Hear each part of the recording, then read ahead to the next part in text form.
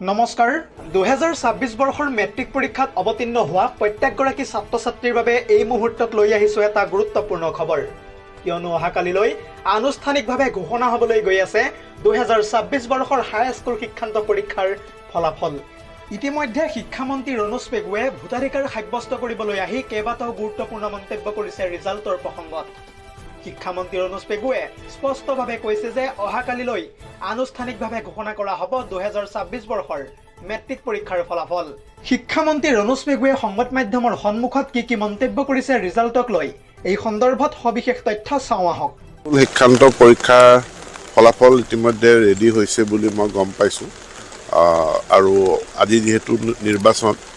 আগতে এটা ইংগিত দিয়া হৈছিলে যে নিৰ্বাচনৰ পিছদিনাখনে ফলাফল ঘোষণা কৰা হ'ব ফলাফল ভাল হ'ব বুলি আশা কৰিছোঁ সকলোকে আগতীয়াকৈ শুভেচ্ছা জনাইছোঁ কাইলৈ ফলাফল হয়তো ঘোষণা হ'ব